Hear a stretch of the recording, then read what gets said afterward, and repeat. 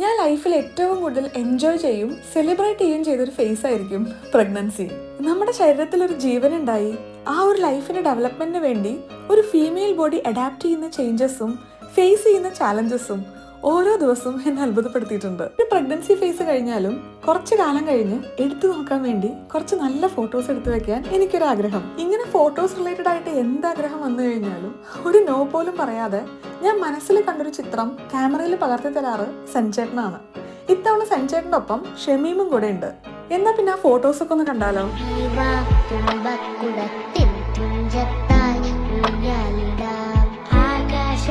പൊന്നാലി നിലകളെ ആയത്തിൽ തൊട്ടേവരാം.